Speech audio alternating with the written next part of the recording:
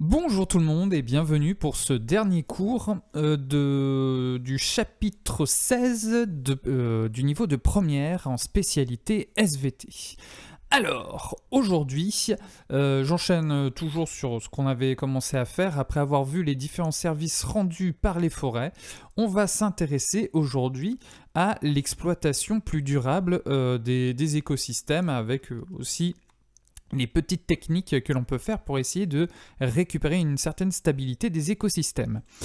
Alors, donc on fait ce troisième cours vers une gestion durable de nos écosystèmes et je vais commencer par mettre en place donc ce fil rouge, c'est comment est-ce qu'on peut exploiter des écosystèmes mais sur un temps long. Parce que le problème c'est quand on exploite, souvent d'année en année on ne se rend pas compte, on a l'impression que tout va bien, mais au fait au fur et à mesure on peut avoir différentes ressources qui vont s'épuiser, comme par exemple le sol. Si on cultive toujours le même champ au fur et à mesure, on risque d'épuiser les sols et donc au bout d'un moment on va avoir des récoltes qui ne seront plus bonnes. Donc l'idée ici c'est de voir comment est-ce qu'on peut exploiter, se servir d'un écosystème sur un temps long et notamment sur celui des forêts en préservant leur fragile équilibre et comment est-ce qu'on peut essayer aussi, si jamais on voit que ça commence à se détériorer, comment est-ce qu'on peut essayer de revenir à un état de l'écosystème qui soit plus satisfaisant. Allez, c'est parti. Donc on commence par un petit rappel. Donc c'est vraiment un récapitulatif par rapport à l'exploitation des futaies régulières. On avait déjà vu ça auparavant, mais donc il faut que je fasse un rappel de comment est-ce que tout ça fonctionne pour qu'on puisse bien saisir comment est-ce que on peut justement faire en sorte de mieux exploiter une forêt. Alors, on commence par le début. Alors, si on fait un zoom, alors je suis désolé, hein, les photos zoomées seront souvent pas très jolies. Donc, le premier truc à faire, c'est essayer de faire en sorte que le sol soit prêt à accueillir les nouveaux plants que l'on va mettre en place. Donc, c'est du drainage, c'est le fait d'enrichir un peu les sols. Et en laboratoire, à côté de ça, on va préparer les petits bébés qui vont être implantés. Donc c'est du travail de laboratoire, comme ici on peut voir en tube, là il y a eu une possibilité, rien qu'à partir d'une seule cellule, on peut essayer d'obtenir un plan entier, c'est génial. Et donc ça fait des clones hein, souvent. Et une fois que l'on a récupéré en laboratoire donc des plants qui nous intéressent, on les fait pousser un petit peu, et puis quand ils sont suffisamment grands, ensuite on peut les planter dans la forêt que nous voulons exploiter. Après, plus tard, il faut entretenir cette forêt, c'est-à-dire quelques années plus tard, il va falloir donc découper les individus qui vont en fait plus gêner qu'autre chose, certains autres individus qui semblent plus robustes et qui ont un plus grand intérêt à titre d'exploitation. Donc c'est de l'entretien, ça permet d'espacer un peu tous les arbres. Et aussi, lorsque les arbres que nous trouvons satisfaisants sont bien gardés, il faut aussi un peu les élaguer pour favoriser toujours un bon éclaircissement, pour un bon développement de tous les différents arbres. Après, va arriver un moment où on a une belle futaie régulière, et dans ces cas-là, on va pouvoir ensuite passer à la coupe, à la découpe, on va récupérer le bois. Donc tout ça est géré d'une certaine façon avec des objectifs économiques et souvent, on va dire, vu que c'est une exploitation homogène, on va se retrouver après de nouveau avec quelque chose qui sera de cette nature-là, c'est-à-dire un espace qui aura été avec un bois entier qui aura été découpé. En sachant, comme vous pouvez le remarquer ici, on va avoir souvent des trouées qui vont se faire, donc des trouées régulières qui peuvent se faire. Alors, dans le cas d'une exploitation, on ne va pas tout raser d'un coup. Il y a ce qu'on appelle donc une exploitation de futaies irrégulière, c'est-à-dire qu'on ne va pas faire des parcelles qu'on va raser d'un coup, mais ce sont des futaies irrégulières qui vont être jardinées. Le principe est le suivant. On va avoir des arbres que l'on va envisager pour la récolte, comme ici. Donc ça veut dire qu'à une année, on va se dire, tiens, celui-ci, on peut le récupérer. Et vu qu'on ne va pas faire ça sur l'ensemble, au niveau d'un endroit entier, on va finalement, comme vous voyez comme pour l'année N, on va seulement prélever cet arbre-là et cet arbre-là. Les autres qu'on ne voudra pas récolter, on va mettre un autre insigne qui veut dire, attention, celui-là, je veux le garder, on ne va pas le découper. Ce qui fait que au sein de la forêt, 10 années plus tard, on va avoir quelques éléments qui vont être prélevés, d'accord, mais en termes de l'ensemble, en termes de densité, on a quand même quelque chose d'homogène qui ne va pas trop perturber les différents animaux qui vivent dans cette forêt. Donc on aura toujours nos cervidés, nos chouettes qui vont être présents. Donc on va toujours garder cet équilibre. 10 années plus tard, ce sont 2 autres arbres que l'on va récupérer. On va garder d'autres arbres bien en stock, etc., etc. Donc en fait, ce type d'exploitation va permettre de garder une homogénéité dans notre écosystème et surtout, ça va permettre de garder l'ensemble de nos écosystèmes. Là, comme vous voyez, 20 ans plus tard, on a nos sangliers qui sont présents, donc il n'y a aucun problème. Alors, donc en termes de notions, il y a un terme qui est mis en avant dans les notions qu'on doit vous transmettre, c'est l'histoire de l'ingénierie écologique. C'est-à-dire que en écologie, il y a une science de l'ingénieur, si vous préférez, qui permet de vraiment tout prendre en compte au sein d'un écosystème pour pouvoir l'exploiter de façon plus durable et c'est en gros essayer de moins traumatiser et d'exploiter de façon plus raisonnée un écosystème. Parce qu'à trop vouloir forcer les choses, souvent, il y a tout qui se casse la figure et résultat, l'écosystème qu'on voulait exploiter n'est plus exploitable, il faut tout reprendre à zéro. Donc, le principe même de ce type de démarche permet de garder, de se faire du coup du bénéfice en termes économiques, etc., mais tout en s'assurant que l'écosystème est toujours bien présent et nous permet aussi de nous rendre des services tels la dépollution, en termes de servir de puits de CO2, de dépolluer les sols, etc., etc. Donc en fait, c'est le fait de jongler un peu avec toutes ces notions pour avoir une vision, du positif sur un temps qui est plus long. Ensuite, on va s'intéresser aux activités que je vous ai proposées à faire aujourd'hui, avec la première activité où on va avoir ces histoires entre les haies et nos agrosystèmes. En gros, quels sont les intérêts de conserver des haies, notamment des haies forestières, hein, c'est ce qu'il y a de mieux. Et l'idée de ma question, c'est, avec les documents que je vais vous poser, essayer de comprendre et de mettre en avant quel est l'intérêt d'avoir des haies qui sont posées en plein milieu de différents champs. Vous savez qu'aujourd'hui, si vous allez par exemple dans certaines régions au centre de la France, dans la plaine de la Beauce, vous avez des champs à perte de vue. Hein. C'est pas ce qu'il y a de plus beau. Hein. Et vous avez des champs à perte de vue et puis vous allez avoir très très peu de haies entre ces différents éléments. Et la question, c'est essayer de voir quel est l'intérêt d'avoir des haies et sur des champs qui ne sont pas trop grands. Quel est l'intérêt d'avoir cette interaction entre champs et haies forestières. Allez, c'est parti. Donc on a d'abord, pour commencer, un document qui vous montre, donc on a un graphique ici avec une courbe qui vous montre la productivité par rapport à la normale, c'est-à-dire sans haies, en sachant que 1, ça correspond à la norme de référence s'il n'y a pas de haies. Vous avez un deuxième document qui vous montre la concentration en azote dans l'eau des rivières en prenant en compte ici la largeur des bandes forestières, c'est-à-dire s'il y a des arbres ou non à côté d'une rivière, en sachant que souvent à côté de ces rivières on va avoir des champs. Ensuite, vous avez un schéma qui vous représente donc 2 cas différents. Un cas où on a donc une pente avec haies et sans haies, donc vous avez tous les éléments qui sont indiqués. Et ensuite, vous avez un texte qui vous indique donc les différentes interactions qu'on peut avoir entre agrosystèmes et puis les haies qui entourent ces agrosystèmes, et notamment là vous avez un verger. Alors je ne sais pas de quelle espèce il s'agit, mais en gros vous avez quand même des arbres fruitiers qui sont présents ici. Allez, au travail, à vous de jouer. Moi, en termes de correction, je vais surtout vous donner des notions. Hein. Je ne vais pas vous faire un travail détaillé à l'écrit sur le document que je vous ai posé en PDF. Allez, c'est parti, à vous de jouer. Envisagez 20 minutes de travail d'étude de documents hein, là-dessus. Allez, c'est parti, bon courage. Bien. Alors, on va commencer par le premier. La notion qu'il faut tirer de tout ça, c'est que le fait qu'on ait une haie, ça permet globalement d'augmenter la productivité. Tout ça est dû au fait que les haies vont protéger les cultures céréalières du vent.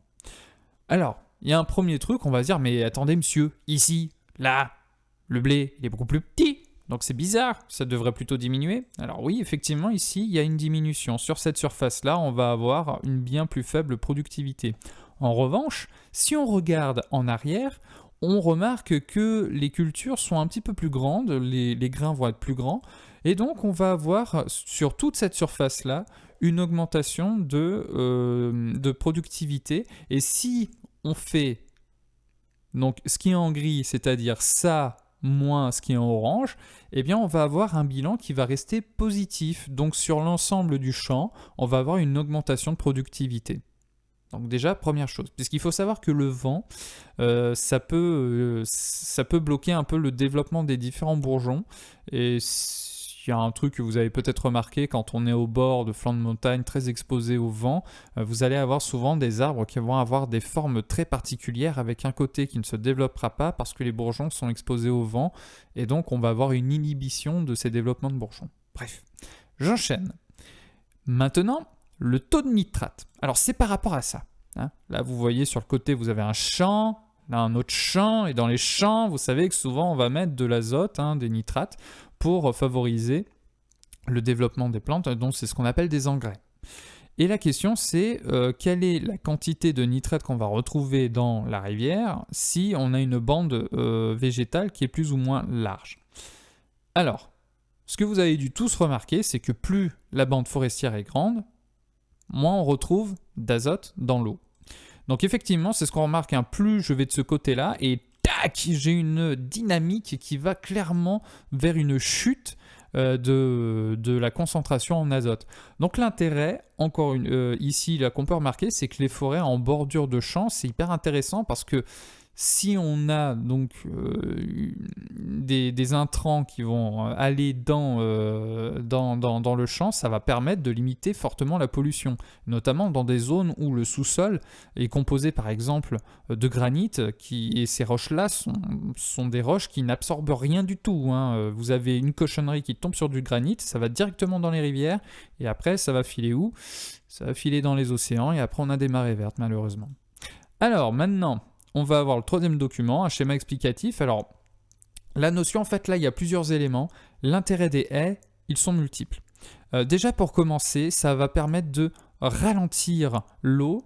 Et du coup, comme l'eau est ralentie, l'eau va avoir tendance à aller plutôt en profondeur. Ce qui fait que ça va permettre d'augmenter le niveau des nappes phréatiques. Donc, ça ralentit. Comme ça ralentit, ça permet d'aller en profondeur, et comme ça ralentit, on va diminuer le débit en direction des rivières. Et comme on a un très faible débit, et à côté de ça, quand il n'y a pas de haies, on n'a pas du tout ce phénomène-là. Ce qui fait que le débit de l'eau de surface, donc l'écoulement de surface est beaucoup plus important, et comme il est beaucoup plus important, il aura tendance à plus éroder les sols des champs. Donc on va se retrouver avec plein de particules du sol qui vont se retrouver dans les rivières en aval, ce qui fait que en fait on va éroder le sol. Et rappelez-vous d'une chose, un sol, ça met des années, des dizaines d'années à se former correctement. Donc quand on a un sol de bonne qualité, il faut essayer de le protéger, parce que plus ça va, plus on fait de l'agriculture intensive, plus on a des champs qui vont perdre en qualité de sol avec plus d'érosion, et du coup on va avoir une baisse aussi de productivité, on va mettre plus de cochonneries, d'intrants, etc. pour augmenter la productivité. Après ces cochonneries vont se retrouver dans les eaux, et après nous on va boire l'eau, et puis ça va nous coûter cher puisqu'il faudra tout dépolluer. Bref, au lieu de rentrer dans ce cercle vicieux, avec les haies, on va pouvoir limiter fortement ce genre de problème. Allez, ensuite, dernier élément, c'est le texte. En termes de notions, ce qu'il faut voir, c'est que les haies, ce sont comme des niches à différentes espèces qui peuvent être bénéfiques pour l'agriculture. Notamment ici, ce que j'ai souligné, c'est permet la création de microclimats favorables aux insectes pollinisateurs. Et donc, comme les insectes pollinisateurs sont favorisés, eh bien, on va avoir une espèce de connexion entre ici le manger pour les insectes et là-bas le gîte, c'est-à-dire le lieu où vont se reposer les insectes. Ensuite, ce qu'il faut voir, Donc on va avoir une interaction entre les deux, et forcément s'il y a des pollinisateurs ici en arrière dans la haie, eh bien on va avoir ces pollinisateurs qui vont aller ici et qui vont pouvoir donc favoriser la fécondation des fleurs qui sont ici. Alors, maintenant, deuxième activité, on va voir l'impact positif d'une biodiversité animale sur les cultures. Donc là, on va aller un petit peu plus sur justement la fécondation des fleurs et les pollinisateurs. Avec, à chaque fois, vous avez des questions. Vous avez, donc il y a un seul document qui est présent avec la structure de la fleur. Mais aussi, vous avez des vidéos à aller voir sur YouTube. Donc vraiment, allez les voir comme ça, ça fait des petites vidéos de 2 minutes, ça vous divertit un peu et en même temps, ça vous permettra de répondre à mes questions. Donc en gros, il y a 3 idées. C'est, primo, expliquer ce que c'est que la pollinisation. Deuxièmement, c'est essayer d'expliquer la différence de 2 types de pollinisation, c'est-à-dire soit en passant par les animaux, on va parler alors de zoogamie. Gamie, ça veut dire en gros faire du sexe chez les plantes. Ou sinon passer par le vent. Et là, on va parler d'anémogamie. Anémo, ça veut dire vent. Donc, soit reproduction via les animaux, soit reproduction des plantes à fleurs via le vent. Ensuite, dernièrement, c'est une réflexion sur justement ces connaissances-là. Expliquer pourquoi est-ce que les insectes sont une aide majeure pour nous, êtres humains, et aussi quelles seraient les décisions qu'on pourrait prendre pour essayer de favoriser un peu les abeilles, qui, vous le savez, sont des pollinisateurs un petit peu multitâches. Les abeilles, ce sont vraiment nos copines. Allez, donc c'est parti. Vous avez un premier document avec la structure d'une plante à fleurs. Vous avez des documents à compléter. Je vous demande de vous mettre au travail. Alors pour les 2 documents, ce qu'il faudra faire, c'est sur la plante de gauche, on va considérer que ça va être le point de départ.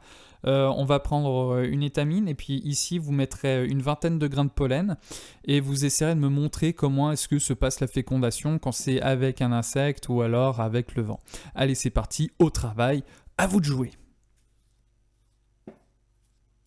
Bien, vous avez grandement besoin de mes lumières pour la correction. Alors on va commencer par la première chose, c'est qu'est-ce que c'est que la pollinisation ? Alors, déjà, pour commencer, tout se passe ici. C'est au centre de la fleur, et cette fleur-là est hermaphrodite, c'est-à-dire qu'elle a les 2 organes qui sont présents, c'est-à-dire qu'on a le côté mâle et le côté femelle. Le côté mâle, c'est bon, alors vous avez les étamines avec au bout les anthères qui contiennent le pollen, c'est ce qui est noté là. Donc ça c'est côté garçon. Et là, au milieu, vous avez le pistil qui contient des ovules dans les ovaires. Vous avez vu, on a gardé les mêmes termes que pour nous.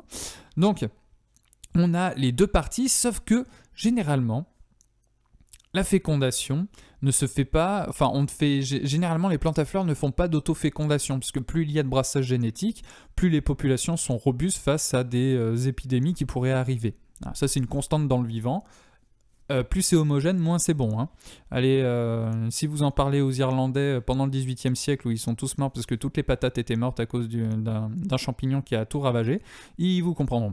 Alors, on commence par les étamines. Donc, l'histoire est la suivante, c'est que quand vous avez une bestiole qui vient dans la fleur, elle va se frotter partout pour essayer de récupérer à la base le nectar. Et en se frottant, il va aussi récupérer du pollen qui était dans les anthères des étamines.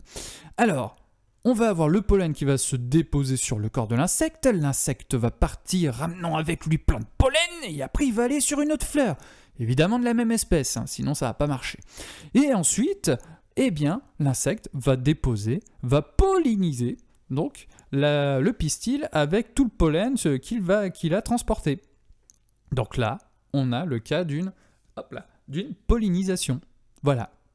Alors, schématiquement, explique pourquoi la pollinisation par les animaux est plus efficace que par le vent. Alors, vous avez vu comme elle est belle cette abeille. Donc là, on a une abeille qui vient de faire la faux-folle dans une plante à fleurs, et puis là, vous avez les grains de pollen vus avec un microscope.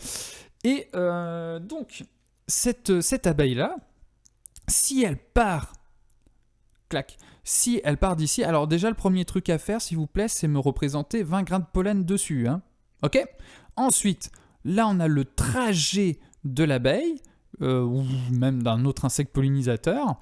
Et en fait, on va avoir très peu, puisque là on a 20 grains, on va voir que si on a 10% de perte, 10% de 20, ça fait 2.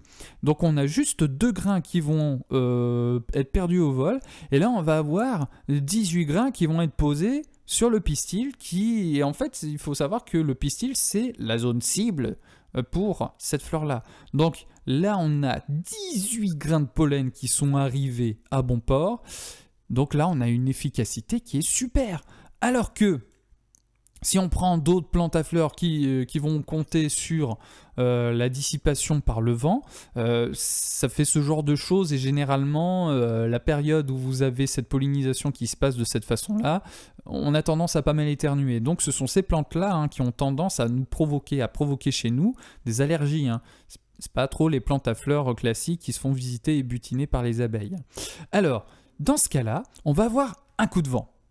Qui dit coup de vent dit hop là, plein de pollen qui part dans tous les sens. Et le problème, c'est qu'on va en avoir que 2 qui vont atterrir sur le pistil et qui vont pouvoir féconder. Alors que tout le reste, ça se balade, ça va par terre, ça va dans l'air, ça va dans notre nez, ça nous fait éternuer, on n'est pas content. Donc voilà, en termes d'efficacité, là clairement, vous voyez bien qu'on a vraiment une bien moindre concentration de pollen, et donc on a une moins forte probabilité de fécondation. Alors, hop. Ensuite, oui, en plus, il y a un truc que j'ai oublié de préciser, c'est que les abeilles allant d'une fleur à une autre, on va aussi avoir plus de chances, notamment dans un verger, que l'abeille transporte du pollen d'une fleur de pommier, par exemple, à une autre fleur de pommier. D'accord, il y a une espèce de sélection qui se fait un peu, et notamment pour des pollinisateurs spécifiques. On va avoir des insectes qui ne vont que dans des fleurs d'une certaine espèce et qui vont aller dans une autre fleur d'une même espèce. Donc là, on a souvent aussi des histoires de coévolution. Là, on ne va pas trop là-dedans, mais sachez que ça existe et que, notamment pour aider certaines parcelles, c'est le genre de choses qui est prise en compte pour favoriser la fécondation et une bonne reproduction dans les vergers. J'enchaîne avec la troisième question. Avec les vidéos, explique pourquoi est-ce que les insectes sont un catalyseur dans la fécondation et pourquoi est-ce que pour nous, êtres humains, c'est hyper important. Et après, dans un troisième temps, quelles sont les décisions qu'on pourrait prendre ? Alors, là, je vous balance le truc directement. C'est primo. Les insectes, ça transporte directement le pollen d'une fleur sur le pistil d'une autre fleur, d'une même espèce. C'est ce que je viens de vous raconter. Deuxièmement, il faut que vous vous rendiez compte d'une chose, c'est que dans tout ce qui vous entoure, en dehors du blé ou de 2-3 petites choses où là c'est plus une pollinisation souvent, enfin on va avoir quelques exemples de pollinisation par le vent, mais en tout cas pas par les abeilles, il faut savoir que 90% de ce qu'on consomme, c'est grâce à de la pollinisation, grâce à des insectes. Donc sans eux, il y a plein de choses qu'on ne pourrait pas manger, qu'on ne pourrait pas fabriquer, comme le bois, etc. Regardez autour de vous et ayez cette réflexion en vous disant « Mince, le truc que je suis en train de voir, de consommer, etc. Est-ce que ça pourrait exister sans les insectes ?» Je peux vous assurer qu'il y a une grande partie qui n'existerait plus, qu'on ne pourrait plus avoir, ou sinon on ferait comme les Chinois dans certaines régions, on prendrait des petits pinceaux et puis on mettrait du pollen sur les pistils de certaines plantes. Autant vous dire que ça ferait une sacrée charge salariale alors que la nature est censée le faire toute seule. Ensuite, dernier élément, vous avez tous entendu parler des néonicotinoïdes. Ce sont des insecticides qui sont utilisés, qui sont toujours un petit peu utilisés. Ça va faire depuis bien plus d'une dizaine d'années que tout le monde tape du poing sur la table pour dire qu'il faut arrêter, puisqu'on se rend compte que les abeilles sont très sensibles à ça. Donc on a carrément, alors visiblement il y a des maladies, il y a d'autres facteurs, mais ça clairement ça en fait partie. On a des populations d'abeilles qui sont en train de s'effondrer en France à cause de ça, et pas qu'en France d'ailleurs. Donc si on veut continuer à avoir un bon fonctionnement à la fois des agrosystèmes ou des écosystèmes naturels, il faut qu'on ait des populations d'abeilles qui marchent bien, et puis aussi il faut penser aussi à nos amis qui s'occupent des ruches d'abeilles.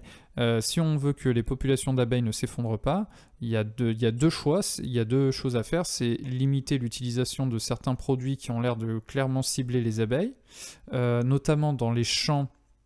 Dans certains champs, quand ces produits sont utilisés, les abeilles, visiblement, lorsqu'elles sortent de leur ruche pour aller butiner, ces produits-là ont tendance à les déboussoler, ce qui fait qu'elles n'arrivent pas à retrouver leur ruche, elles se perdent et elles meurent isolées.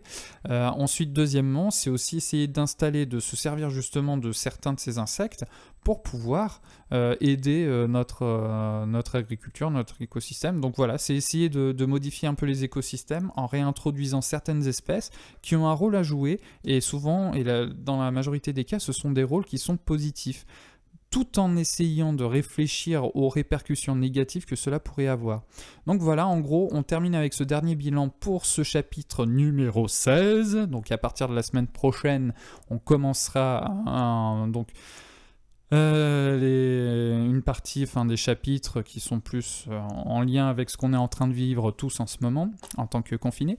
Donc voilà le dernier bilan, c'est en développement, en se servant de différentes techniques d'ingénierie écologique, on peut trouver des solutions qui sont applicables, introduire des espèces spécifiques qui vont pouvoir jouer sur une partie de l'écosystème.